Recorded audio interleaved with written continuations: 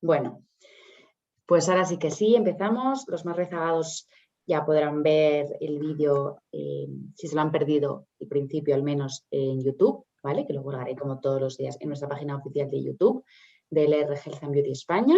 Así que, Paco, bienvenido otra tarde más, otro miércoles. Hoy tenemos tema de astenia primaveral, así que te doy la palabra y deseando que nos cuentes todo. Bueno, muchísimas gracias, Paula. Muy bienvenidos y bienvenidas a la charla de hoy. Hoy vamos a hablar de astenia primaveral, que bueno, es el nombre que ha recibido un poco el cansancio este extremo o el cansancio este poco explicable que padecemos en esta época del año y que veréis por las siguientes diapositivas que tiene su motivo fisiológico. Padecemos algo similar en otoño, en aquel caso el desequilibrio que veréis hoy pues sería al revés, ahora en cuanto lleguemos lo veréis claro. Pero bueno, la astenia quizás lo más importante es saber cuándo es fisiológica, es decir, cuándo son los avatares de la vida o las vicisitudes de la vida y cuándo hemos de pensar en algo más patológico, por así decirlo. ¿Cuándo puede enmascarar alguna enfermedad? Porque cualquier enfermedad que ponga en riesgo o que afecte de alguna manera nuestra salud muchas veces acaba generando astenia. La astenia, por tanto, no siempre es fisiológica. Hay unas situaciones patológicas. Al fin y al cabo, el tratamiento sería muy parecido en ambos casos. Lo único es que en la situación en la que esa astenia es patológica, hay una enfermedad detrás, pues evidentemente el tratamiento de esa enfermedad comportará también una mejoría sintomática bastante importante. Bajo esta pregunta, ¿es siempre fisiológica? Lo que nos tenemos que plantear pues es eso, son las causas de astenia patológica, que son las que requerirían una visita con nosotros, en los centros de salud, con los sanitarios y las sanitarias. En muchas ocasiones, si la persona hace tiempo que no la ves, por ejemplo, ahora sí que ahora que estamos retomando la visita más presencial en los centros de salud, cuando llevas un tiempo que no ves a una persona, sobre todo si te explica pues, una astenia, un cansancio poco justificable, o que haciendo muy poquito ejercicio se canse en exceso, lo primero que nos planteamos es hacer un estudio analítico, un análisis de sangre, una extracción de sangre, que nos permita descartar pues, lo que veis aquí, una anemia, por ejemplo, sobre todo en mujer joven fértil, por la menstruación, evidentemente, una carencia de alguna de las vitaminas esenciales, por ejemplo, la vitamina D, cada vez la pedimos más porque vamos viendo, creo que esto ya lo hemos comentado en algún otro webinar, vamos encontrando cada vez más funciones de esa vitamina D y cada vez nos interesa más determinar si la vitamina D está carenciada en nuestra situación, en nuestro organismo o no. Un mal control de la glucosa también vendría asociada a una astenia, vendría asociado a más síntomas, evidentemente.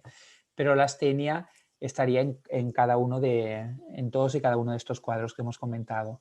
Y en otras ocasiones, más que una causa orgánica como tal, el motivo puede ser más psicológico o más adaptativo.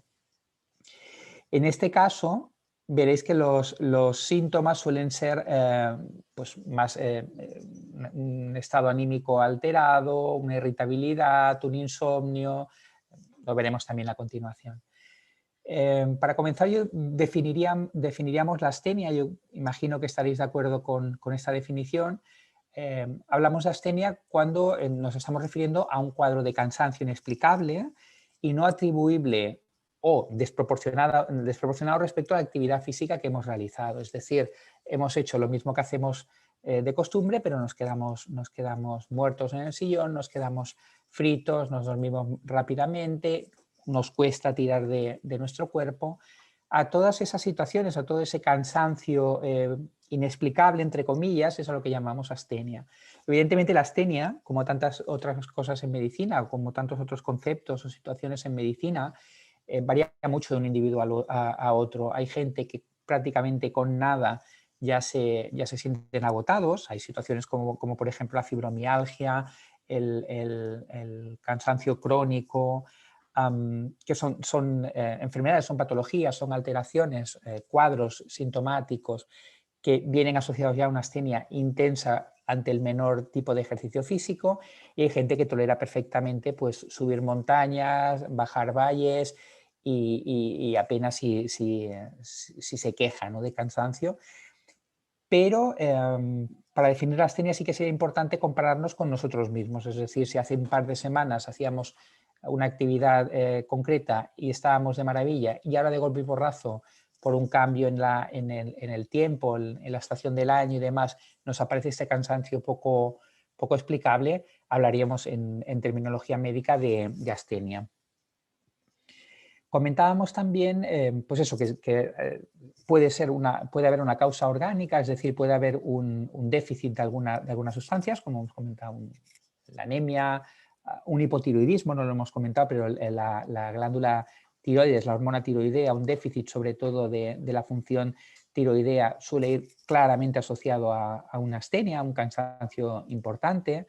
Las enfermedades crónicas, por el deterioro que suelen generar en el organismo, también suelen asociarse a astenia, y evidentemente las enfermedades oncológicas, ¿no? Cualquier tumor acaba agotando también las energías de la persona. Pero además de todo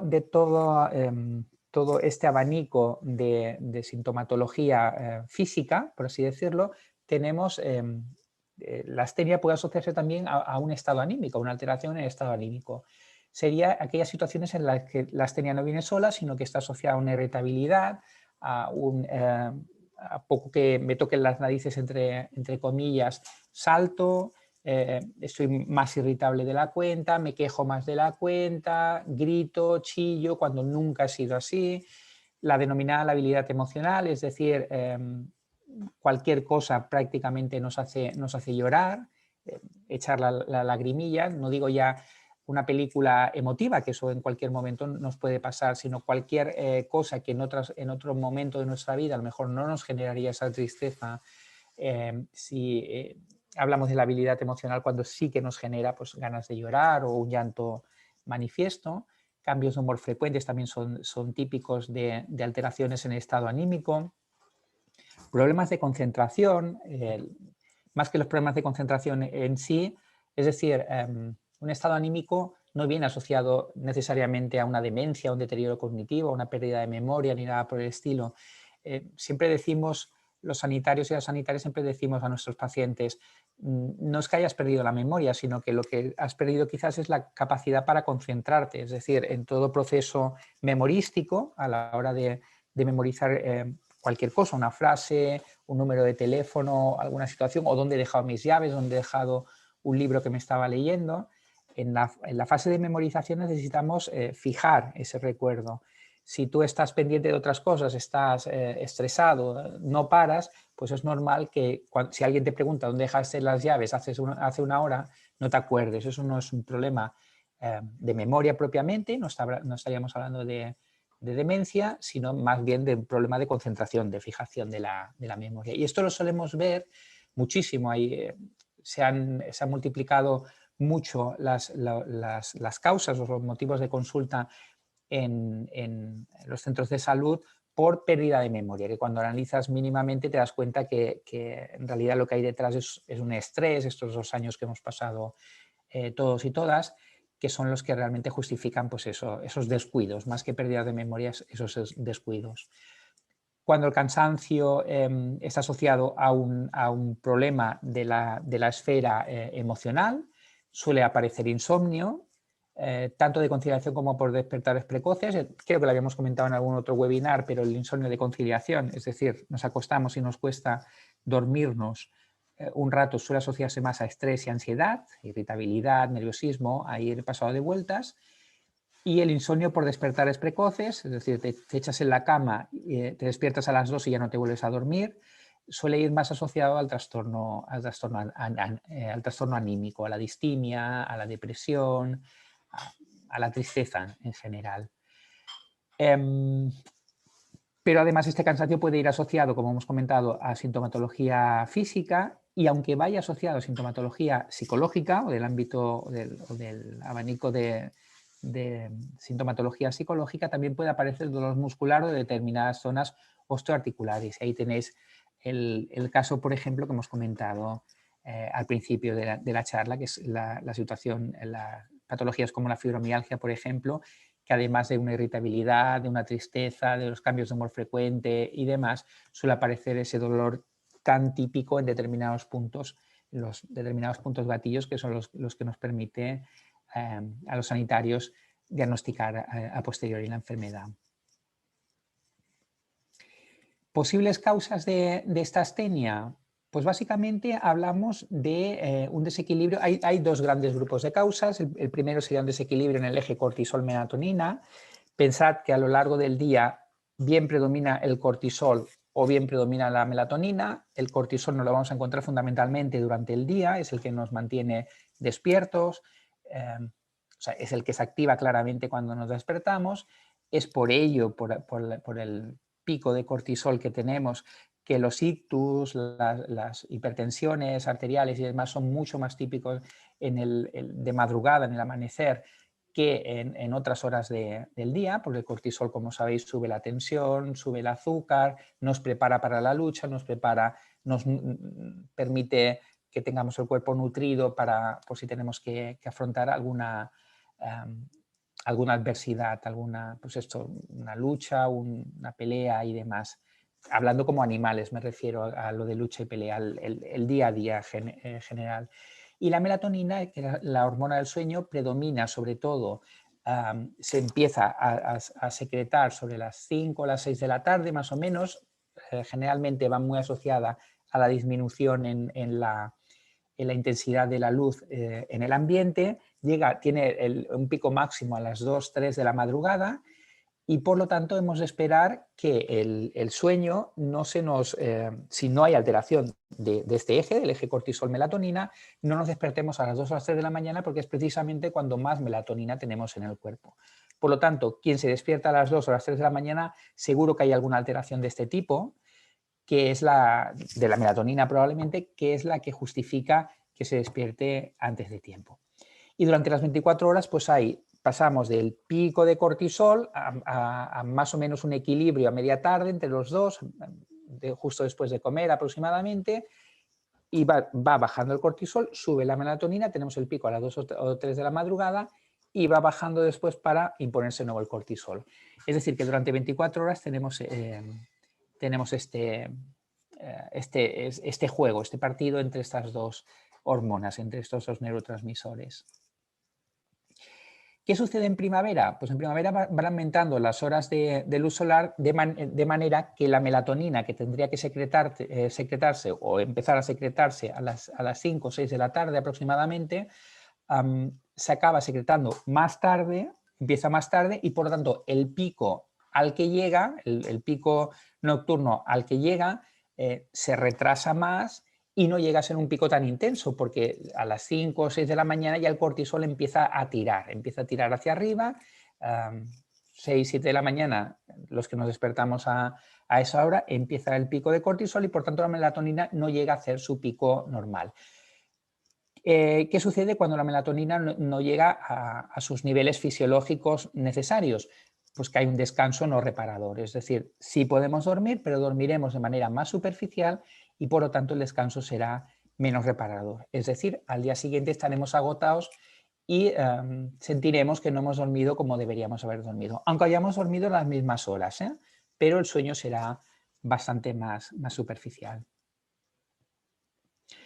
Por lo tanto, nuestro interés máximo sería, o la manera quizás más sencilla de conseguir revertir esta astenia, este desequilibrio entre la cantidad de cortisol y la cantidad de melatonina, sería bien disminuyendo el cortisol, que es el que predomina cuando hay más horas de sol, más horas de luz solar, disminuyendo el cortisol, que para eso, como sabéis, el cortisol es la hormona del estrés. Por lo tanto, lo que hemos de hacer son seguir maniobras desestresantes, realización de ejercicio físico regular, técnicas de relajación o potenciación de hábitos saludables y placenteros que hagan que ese cortisol no llegue a picos tan intensos como llegaría dejado a su libre albedrío. O la otra alternativa es intentar aumentar la cantidad de melatonina, que, como hemos comentado, cuando hay más horas de luz solar, pues la melatonina no llega al pico máximo. deberíamos intentar ayudarla a que se secrete de manera adecuada y que se produzca suficiente melatonina para que el descanso sea el más adecuado. ¿Cómo lo conseguimos? Reinstaurando una correcta higiene de sueño, es decir, yéndonos a dormir a una hora prudencial, pero eso cada día, no un día sí, dos no, intentando disminuir el cortisol, es decir, meternos en la cama después de ver una película de suspense, de miedo, de terror, pues igual no es el mejor momento. Y además, para aumentar la melatonina podemos intentar incidir sobre sus precursores, que sabemos cuáles son. Sabéis que la producción de melatonina, el paso inicial sería el aminoácido triptófano, que veis aquí, que está muy presente evidentemente en determinados alimentos, sobre todo en alimentos de tipo proteico, en alimentos ricos en proteína, huevo, en pescado, por ejemplo. El triptófano pasaría a nivel cerebral, pero también a nivel intestinal, la microbiota, a serotonina. La serotonina, conocida, entre comillas, como la hormona de la felicidad, sería la principal diana de todos los tratamientos antidepresivos que utilizamos en los ambulatorios o en los hospitales. Y la serotonina sería el precursor de la melatonina, de forma que un buen nivel de serotonina, es decir, un estado anímico bueno, válido, saludable, nos va a llevar, generalmente, va a venir asociado a un descanso nocturno adecuado, porque teniendo niveles adecuados de serotonina, generalmente vamos a tener también niveles adecuados de melatonina. Vale, ¿cómo podemos conseguir esto con productos LR? Pues, por ejemplo, podríamos partir de dos productos que serían los más proteicos o las proteínas más accesibles dentro de los productos que tiene LR, que serían el calostro por una parte, como fuente de proteína completa, además de su efecto prebiótico que ya habíamos comentado en algún otro webinar, y el Protein Power. Sería la manera más sencilla, más inmediata, más saludable, introduciendo la menor cantidad de productos externos al cuerpo, pues sería la manera más rápida de conseguir triptófano y con ello activar toda la vía de la serotonina y de la melatonina. Hemos comentado también, y esto en el último webinar hicimos bastante inciso en todo, insistimos bastante en este punto, que la microbiota o sea, la serotonina que se produce en el cuerpo, hasta en un 95% de toda esa serotonina está producida por la microbiota colónica, de manera, por la microbiota, por las bacterias que tenemos en el colon. De manera que cuidar nuestra microbiota de manera adecuada nos va a permitir ser más felices. Eso sería una frase, un eslogan, pero es que es así. Es decir, tener una microbiota adecuada va a permitir que se produzca mayor cantidad de serotonina y a la par ya habéis visto que una mayor cantidad de serotonina va a llevar también asociado una mayor cantidad de melatonina y por lo tanto vamos a dormir mejor. O sea que es un punto importante. ¿Y cómo tener la mejor microbiota posible? Pues con una fibra adecuada, con el Fiber Boost, por ejemplo, que sería la fibra más adecuada, la fibra soluble, que es la más adecuada para que florezcan, entre comillas, las bacterias que nos conviene tener a nivel del colon. Vale, comentábamos que habían dos causas posibles de esta astenia primaveral, que una era el desequilibrio entre cortisol y melatonina, y el segundo eje sobre el que podemos incidir es promoviendo la toma o ingiriendo, añadiendo a nuestra dieta los denominados activos adaptógenos, principios activos adaptógenos. Entre los principios activos adaptógenos, los más conocidos quizás son el hipérico, que es un auténtico antidepresivo archiestudiado del que hay medicamentos, la rodiola, el eleuterococo, el ginseng, la equinacia, pese a que la equinacia sería más adaptógeno, pero a nivel sobre todo inmunológico, la equinacia lo que nos ayuda sobre todo es a adaptar nuestra inmunidad para evitar infecciones internas. Y luego tres adaptógenos también muy estudiados y muy interesantes son el lapacho, el mate y el reishi. Tanto el lapacho como el mate, además de la teína del té verde, los encontramos en el té Figuatide. De manera que añadir té Figuatide a nuestra pauta habitual nos va a dar ese plus de ánimo, nos va a permitir adaptarnos a la adversidad, nos va a disminuir el estrés y nos va a permitir estar pues más estables emocionalmente. Y después tenemos el reishi. El reishi es uno de los hongos más completos y saludables en su consumo. Ha sido muy estudiado, el Ganoderma lucidum. Es un hongo muy estudiado y muy conocido en el mundo como complemento alimenticio, como antiasténico, es decir, como anticansancio, como adaptógeno, pero sobre todo al cansancio físico, al agotamiento físico y psicológico también. Además, evidentemente, de toda su capacidad inmunoestimulante, que es mucha también. Pero sobre todo aquí lo hemos nombrado, sobre todo por su capacidad para inducir, o sea, sus características como inductor o como mejorador de nuestra capacidad de adaptación al medio ambiente, por lo tanto, o al entorno que tenemos habitualmente. Por tanto, como adaptógeno estaría indicado en situaciones de insomnio, de ansiedad y como eficaz reconstituyente, como veis aquí. El Reishi Plus, que como sabéis está disponible en cápsulas, el DLR, como sabéis, procede de cultivo, porque realmente es un hongo que es muy escaso en la naturaleza y que costaría muchísimo recolectar.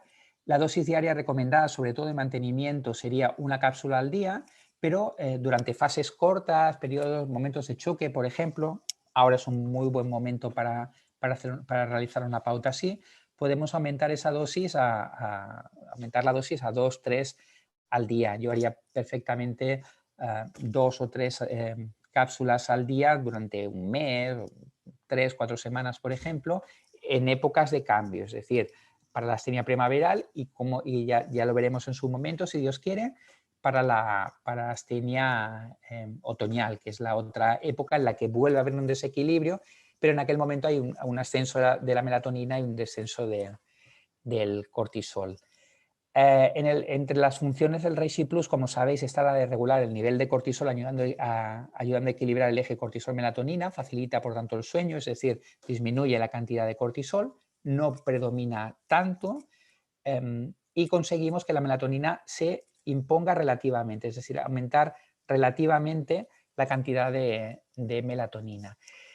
Y a nivel de seguridad, deciros que el reishi, como bien sabéis también, tiene efecto depurativo. Por lo tanto, no aumentará la tensión arterial, si acaso la puede disminuir relativamente, porque como efecto depurativo que tiene, lo que va a hacer sobre todo es, va a tener un efecto diurético, fundamentalmente un efecto diurético. Y tampoco afecta a los niveles de colesterol ni de glucosa. Por lo tanto, sería un producto que es completamente seguro en pacientes hipertensos. En estos no deberíamos temer la crisis hipertensiva, la tensión excesiva, quizás vigilar un poquito porque si inducimos cierto efecto diurético podría incluso bajar demasiado, pero sería quizás un poco la advertencia de seguridad que puede haber. Pero en pacientes con dislipemia, con trastorno de los niveles de colesterol, no hay ningún problema y en los pacientes diabéticos tampoco deberíamos encontrarnos ningún problema. Tenemos también el Mindmaster Stream, lo tenemos disponible en líquido bebible, en ese caso sería hasta un 36% de gel de aloe vera puro, y en sobres que serían muy fáciles de utilizar. La composición, como bien sabéis, pues es muy rica, son productos muy ricos en vitaminas del grupo B, que hemos repetido prácticamente en cada webinar, acabamos hablando de las vitaminas del grupo B. Como sabéis, tienen fundamentalmente dos funciones esenciales, una, producción de energía a partir de los principios activos, es decir, de la glucosa, de los lípidos, de los triglicéridos, por ejemplo, y luego facilita la transmisión nerviosa. Por lo tanto, cualquier función neurológica va a verse facilitada ante el consumo de vitamina o ante la ingesta de alimentos ricos o de productos ricos en vitaminas del grupo B. Contiene también vitamina E, potente antioxidante, coenzima Q10, que es esencial también tanto en la producción de energía como en el proceso antioxidante. La carnitina, recordad que la veíamos con los LR-GO, la carnitina sería el coadyuvante, es decir, la molécula coadyuvante que es la que permite obtener al final ATP, que sería la energía inmediata para utilizar a nivel del músculo. Por lo tanto, la carnitina nos interesa especialmente tenerla a un nivel adecuado a nivel corporal. Y después el MindMaster Stream también contiene diversos antioxidantes como el té verde, la teína, epigalocatequina también del té verde y el resveratrol de la uva. Entre los MindMaster bebibles tenemos, los elementos son fundamentalmente los mismos, es decir, los componentes son fundamentalmente los mismos. Tenemos ricos antioxidantes potentes como la vitamina E, el resveratrol que comentábamos ahora y el extracto de té verde con su epigalocatequina y con la teína. Las vitaminas del grupo B, fundamentalmente aquí destacan la tiamina, el ácido fólico y la vitamina B12, así como iones como el hierro y el selenio. Recuerda que el hierro es fundamental para producir glóbulos rojos, por lo tanto, para reponer una anemia, para contrarrestar una anemia, y el selenio es un cofactor fundamental también en el proceso de antioxidación, cuando hay una excesiva oxidación del organismo y queremos compensarlo y eliminar todos los productos de oxidación. ¿Qué podemos esperar de los MindMaster bebibles? Pues estas funciones que veis aquí: protección respecto a la oxidación celular, ya hemos comentado que el selenio estaría implicado en ese sentido, la vitamina E y el resveratrol y la epigalocatequina también. Contribuye al metabolismo energético normal, fundamentalmente gracias a las vitaminas del grupo B. Reduce cansancio y fatiga gracias a las vitaminas del grupo B, pero también evidentemente gracias al hierro, que será, como sabéis, el transportador dentro del glóbulo rojo, es el que transporta el oxígeno de los pulmones a los tejidos. Ayuda a una función cognitiva normal. Sabéis también que la función cognitiva normal, además de la participación fundamental de las vitaminas del grupo B, necesitamos antioxidar o desoxidar todos los procesos neurológicos, todos los procesos metabólicos que se han producido en el sistema nervioso central.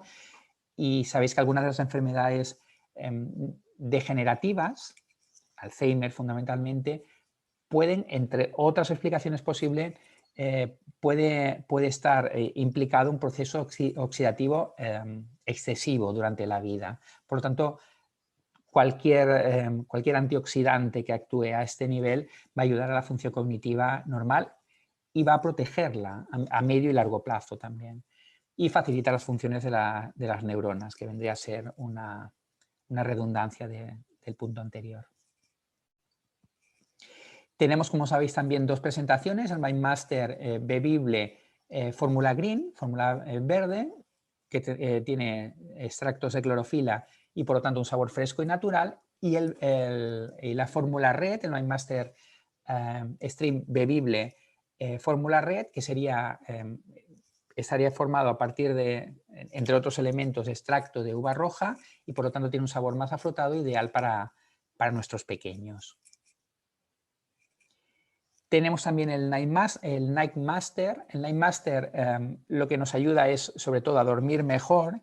Sobre todo sería un producto que podría ser muy interesante para aquellas personas que duermen mal y que necesitan de tratamientos para poder conciliar el sueño. De estos tenemos, como bien sabéis, tenemos muchísimos pacientes, sobre todo de edad media o mayores, con orfidales, lorazepanes, noctamides y demás, que quizás el Nightmaster podría ser, como mínimo, nos podría servir para intentar bajar la dosis de orfidal.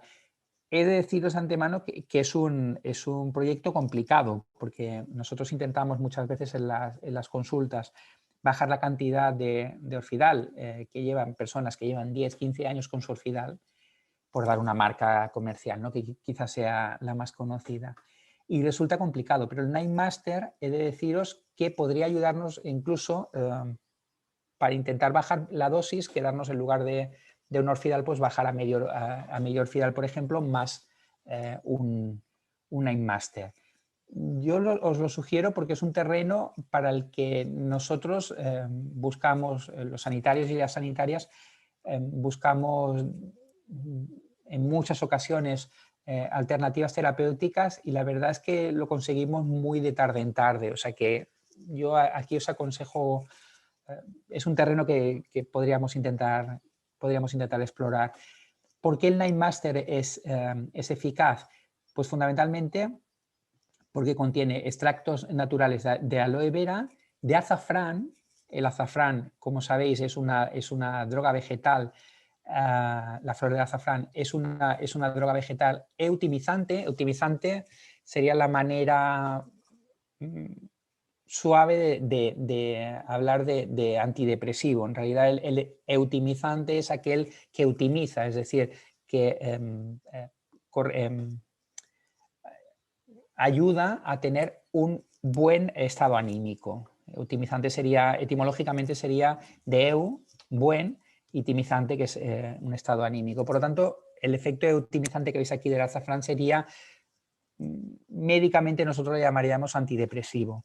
Y el lúpulo, que es un sedante hipnótico de potencia leve moderada, que a lo mejor en cuadros de insomnio potentes pues no vamos a conseguir el efecto deseado, pero en gente que simplemente duerma un poquito peor últimamente, está un poco más nervioso así, el lúpulo podría ir de maravilla.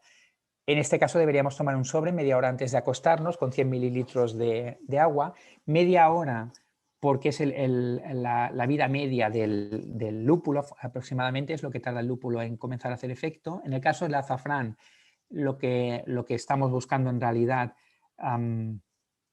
no es un efecto tan inmediato, buscamos más un efecto pues, antidepresivo, es decir, más a medio plazo.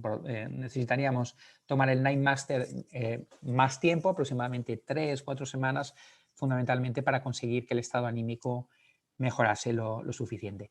Pero evidentemente el lúpulo, ni el azafrán tampoco, no crean adicción, no generan tolerancia y por lo tanto no nos vamos a encontrar con síndromes de abstinencia que sí tendríamos con cualquiera de los tranquilizantes que utilizamos habitualmente, de los medicamentos de síntesis.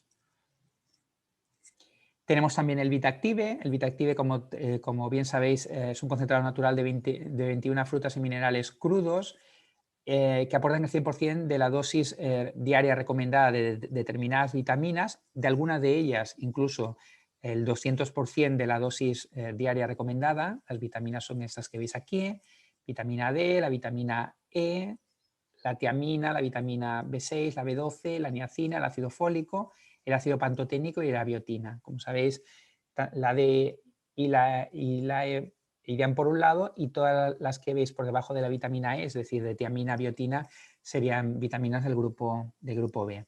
De Vitactive deberíamos tomar 5 mililitros en una sola toma diaria y sabéis que los botes de Vitactive contienen 150 mililitros de producto, por lo tanto tenemos la dosis para un mes.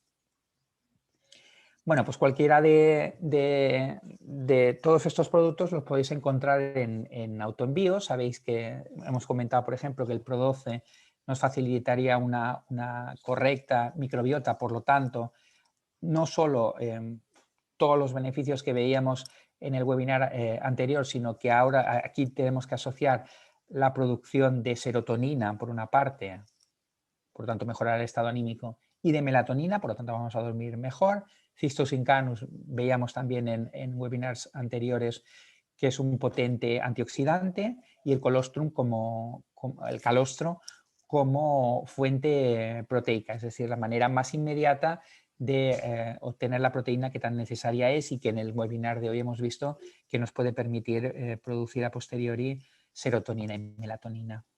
En el autoenvío también podéis encontrar el Vitactive, el ProBalance y el Super Omega. Los podéis encontrar en fórmula de autoenvío. Pensad que en cualquier caso estamos hablando de productos cuyos beneficios fundamentalmente se notan por el consumo mantenido, por el consumo continuo, no solo no de manera puntual, sino por un consumo más seguido en el tiempo. Y después tenemos en autoenvío también los Mind Master, la fórmula Red y la fórmula Green, y también el MindMaster Stream en sobres. Y veis aquí también el Pro12. Como os digo, son productos muy interesantes fundamentalmente en esta diapositiva en concreto, fundamentalmente para todo lo que tiene que ver con el estado anímico y con la función de dormir, a la hora de irnos a dormir. Toda esta situación antiastenia que hemos explicado en este webinar. Y creo que hoy hemos acabado pronto. Si queréis preguntar alguna cuestión, estoy aquí para...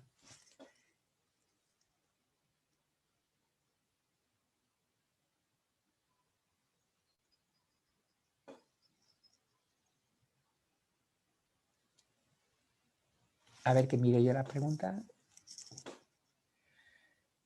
Vale, me pregunta Estefanía Torres, ¿durante cuánto tiempo podríamos estar tomando el calostro y el Pro12? Yo normalmente recomiendo probiótico durante 3 meses seguidos y sobre todo en cambio de épocas, entonces para saber si es así o para corregirlo. Gracias de antemano. En el caso del calostro, fundamentalmente yo vería, por ejemplo, un plan de choque bastante adecuado después de una intervención quirúrgica, después de una enfermedad que nos haya dejado especialmente agotados o en épocas en las que especialmente necesitamos más energía física. Es decir, enero sería una buena época, primavera también. Se puede tomar, pues eso sí, 1 mes, 2 meses, 3 meses, más allá probablemente tampoco sería necesario, porque una alimentación adecuada ya podríamos compensarlo. Y el Pro12, yo menos de 1 mes me parece poquito, porque reponer, sobre todo si la flora bacteriana está muy alterada, reponer esa flora bacteriana suele llevarnos varias semanas. Y más de 3 meses, pues tampoco, ya una vez que tienes sembrada la flora a nivel del colon y has repuesto con las bacterias que necesitabas, yo creo que ya es suficiente, que podemos estar una temporada sin tomar ese Pro12. Pero menos de 1 mes no, más de 3 meses yo creo que tampoco resulta especialmente necesario. Fenomenal, Paco. Sí, es que justo estaba en mute y no me has oído. Justo hemos hecho la pregunta a la vez. Así que fenomenal, si no nos hubiéramos pisado. Hay otra pregunta de Alexander que dice, ¿cuál de los MindMaster es más recomendado para la intensa actividad física, el rojo o el verde? Creo, hasta donde yo sé, que la composición es muy similar, por lo tanto cualquiera de los dos sería adecuado porque vas a obtener, aparte de la vitamina B12, o sea, de las vitaminas del grupo B, que son las que te van a permitir transformar la glucosa, los triglicéridos en energía inmediata. Tienes también todos los antioxidantes que veíamos en el webinar del ejercicio físico, que el ejercicio físico como tal no deja de ser una agresión contra el organismo y, por lo tanto, un proceso oxidativo potente. Por lo tanto, yo creo que son productos que pueden ir muy bien para el ejercicio físico, cualquiera de los dos. Hasta donde yo sé, igual hay algún detalle que desconozco yo hasta ahora, pero hasta donde yo sé, cualquiera de los dos son válidos. Sí, si no tenemos nuestra línea de deporte específica para deportistas, ¿no? Así que, Sander, si no la conoces, tenemos webinars ya grabados en YouTube que te puedes también informar, aparte de los MindMaster y MindMaster Extreme. Y Conchi nos pregunta, buenas tardes, quisiera saber si el reishi es perjudicial para personas con lupus. Sí, es lo que comentábamos, puede resultar perjudicial, es lo que comentábamos creo que en el webinar anterior. El problema que hay con las enfermedades autoinmunes, el lupus es una enfermedad autoinmune, es decir, el lupus en realidad hay una serie de anticuerpos que lo que hacen es atacar estructuras propias. Todos tenemos en mente que los anticuerpos lo que hacen es, a la que detectan una proteína externa, un germen, un virus, una bacteria externa, o un órgano, es decir, si recibimos un trasplante, nuestros anticuerpos lo que van a hacer es intentar rechazarlo. Lo ven como algo ajeno y lo intentan rechazar. Vale, hay determinadas enfermedades, que son todas las enfermedades autoinmunes, en las que hay algún trastorno, que bien no se sabe cuál es la razón, que hace que nuestros anticuerpos detecten que estructuras propias entienden que son ajenas y las atacan. Entonces, el lupus es una de ellas, la artritis reumatoide es otra, espondilitis anquilosante, todas esas enfermedades reumatológicas se comportan así, es decir, son nuestros anticuerpos que tendrían que atacar agentes externos, atacan estructuras propias. Entonces, cualquier sustancia, cualquier droga vegetal, cualquier medicamento sin duda, cualquier situación que te aumente las defensas va a ser contraproducente ante la presencia de enfermedades autoinmunes. Es decir, la equinacia, por ejemplo, debemos eliminarla. El reishi, sin duda, deberíamos intentar evitarlo por esa razón, porque el reishi nos aumenta las defensas, pero claro, en una enfermedad en la que nuestras defensas van a su bola y te atacan a ti mismo, te interesa que esas defensas estén lo más bajas posibles, por así decirlo. O sea, lo suficientemente altas como para defendernos de cualquier germen, pero no tan altas como para que nos puedan atacar. Por lo tanto, el reishi deberíamos intentar evitarlo, sí. No solo el reishi, no solo, con la microbiota hay que tener también muchísimo cuidado.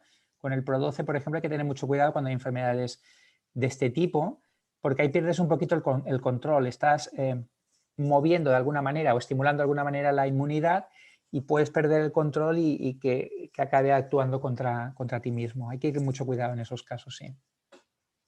Fenomenal, doctor. Preguntan, ¿tengo glaucoma? ¿Puedo tomar Mindmaster Red, esa rojo y verde? Sí, además en el caso de glaucoma específicamente no, pero para la salud para la salud ocular, o sea, el glaucoma no es una contraindicación para este tipo de patología, pero además para todo lo que tiene que ver con la patología ocular, con la degeneración macular, por ejemplo, toda la patología ocular de la visión, cualquier compuesto que lleve antioxidante nos va a venir de perlas. De hecho, gran parte del tratamiento que tenemos para la degeneración macular, estamos hablando de otra entidad diferente al glaucoma, pero gran parte de la terapia que tenemos para la degeneración macular se basa fundamentalmente en antioxidantes. En el caso de glaucoma, supongo que sabéis imagino que sabéis, que en realidad lo que hay es un aumento de la tensión, de la tensión dentro del ojo. Por lo tanto, el único problema que podemos tener es cualquier compuesto que aumentase de alguna manera este líquido que tenemos dentro de los ojos. Y se me ocurre así a bote pronto la cortisona quizás sería. Pero claro, pensad que complementos alimenticios como los que tenemos entre manos no tocan este tipo de eje. O sea que no habría ninguna contraindicación, a mi modo de ver. Vale, fantástico, doctor Paco. Y también están comentando sobre el hipotiroidismo. Me cuesta muchísimo decir esa palabra. ¿Qué les recomendamos? En el hipotiroidismo, un buen control del tiroides fundamentalmente. Es decir, yo creo que queda claro. Lo que pasa es que me lo iréis mucho si Dios quiere. Insistir en que hay determinadas patologías que hemos de tratarla con determinados medicamentos. Es decir, un hipotiroidismo tenemos menos hormona tiroidea o menos función de la hormona tiroidea de la que necesitamos normalmente. Por tanto, en un hipotiroidismo el tratamiento esencial es la hormona tiroidea. No podemos buscar sustitutos, podemos buscar acompañantes de esa patología, de ese tratamiento, pero el tratamiento pasa sí o sí por la hormona tiroidea. En el hipotiroidismo compensado, controlado, es decir, cuando la hormona tiroidea está estable, cuando hemos encontrado la dosis de hormona tiroidea que necesita la persona y ya la está tomando. En ese caso, como cualquier proceso asténico, pues cualquiera de los productos que hemos comentado hoy podrían ir perfectamente, porque a la hora de reponer la astenia, cualquiera de ellos puede ir fenomenal. Pero un hipotiroidismo debe ser tratado siempre con hormona tiroidea. No podemos buscar sustitutos porque lo que falta está claro y solo lo conseguimos a través de la hormona tiroidea. Vale. Y ya por último tenemos aquí una pregunta que a lo mejor incluso puede llevar para un webinar. ¿Qué recomienda para mejorar los síntomas de la esclerosis múltiple? Uf, madre mía. Sí, ¿verdad? Vale, vale. No, la enfermedad, o sea, la esclerosis múltiple, hasta donde sabemos nosotros, también hay un proceso autoinmune probablemente. Por lo tanto, contraindicado todo lo que tenga que ver con la inmunidad, es decir, todo lo que hemos comentado antes para el lupus sería aplicable también en el caso de la esclerosis múltiple.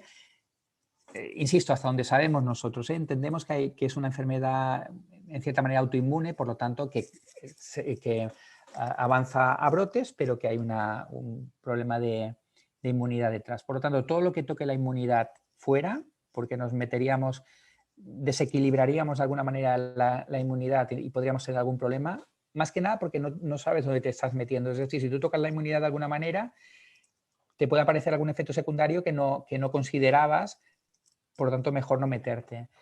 La probiota, parece que hay estudios cada vez más potentes, más sostenibles, más firmes, que determinada microbiota, determinadas bacterias podrían ayudar a en determinados trastornos neurodegenerativos, como la esclerosis múltiple, como es la ELA, como es el Parkinson, por ejemplo, o el Alzheimer. Pero volveríamos a estar en la misma situación, es decir, meter el Pro12, por ejemplo, comporta meter determinadas bacterias y no necesariamente esas bacterias van a ser las adecuadas para revertir el proceso neurodegenerativo. Aparte, estamos hablando de investigación muy reciente y que está muy en calzoncillos, muy en paños menores todavía, que tiene poca... son estudios sólidos, pero todavía necesitan más evidencia a la hora de aplicarlos en el día a día. Yo os diría que no os metáis en el mundo de la inmunidad, en una esclerosis múltiple, no os metáis con la inmunidad. Con la microbiota yo tampoco me metería y todo lo demás lo podéis dar tranquilamente. Antioxidantes son súper interesantes, vitaminas B son súper interesantes también, por lo tanto no hay ningún problema. Pero la inmunidad es lo que no deberíamos tocar, por eso, porque tampoco sabemos cómo vamos a reaccionar. Vale, Paco, pues nada, yo creo que lo dejamos aquí. Millones de gracias por todas las preguntas, a la respuesta y a las preguntas también a todos los que nos habéis estado viendo. Y muchas gracias también a ti, Marta. Así que buenas noches a todos. Nos vemos el mes que viene. Muchas gracias a todos y a todas. Gracias, Marta.